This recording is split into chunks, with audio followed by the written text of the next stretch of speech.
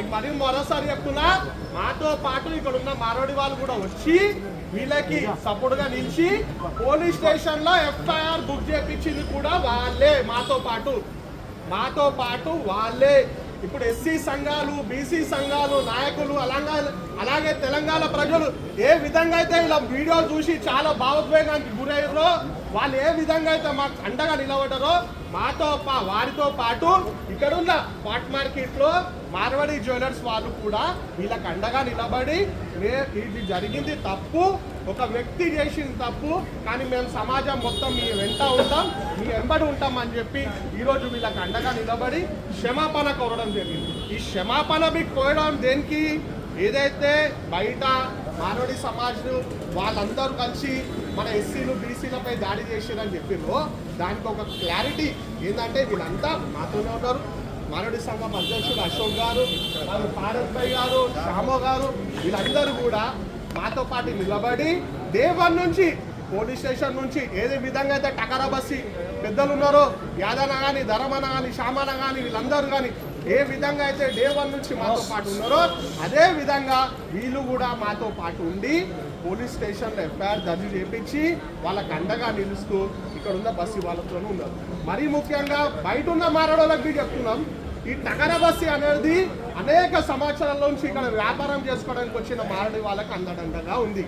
ఏ రోజు కూడా ఎవరిని డిస్టర్బ్ చేయలే, ఏ రోజు కూడా ఒక మాట అనలేదు. మేమంతా కలిసిమెలిసి ఉంటాం, రానున్న కాలంలో కూడా కలిసిమెలిసి ఉంటామని చెప్పే ఒక ఉదాహరణ ఈ ప్రెస్ మీట్.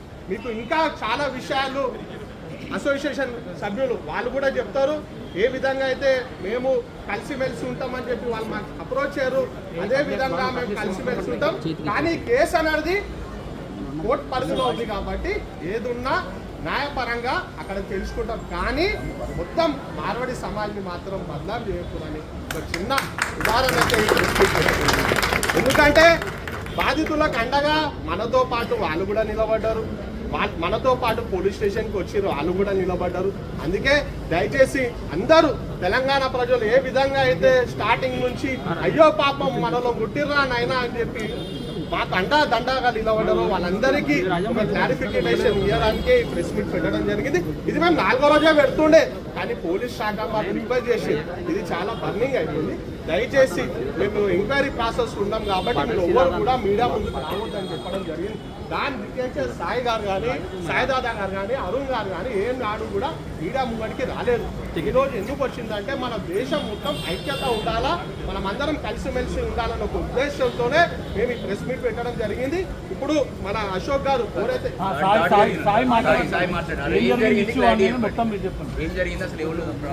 కొంచెం మిడిల్ పెట్టేసే బానన్నా గట్టిగా ఏ రోజు వారం కొడితే గలీజ్గా మాట్లాడింది. నేను చెప్పిన నేను లోకల్ పర్సన్ అట్లా మాట్లాడదు, ఇక్కడే ఉంటా, మీ వాళ్ళని పెద్దవాళ్ళని ఉంటాను వీళ్ళు వాళ్ళు అంటే గలీజ్గా మాట్లాడితే నేను కూడా రియాక్ట్ అయినా. నేను రియాక్ట్ కాలేదని చెప్తలేదు, నేను రియాక్ట్ అయినా. నా ఇష్టంలో నేను రియాక్ట్ అయినా. ఎందుకంటే నేను ఇక్కడ పుట్టి పెరిగినా, నాకు ఎవరితో ఏ విభేదం లేదు.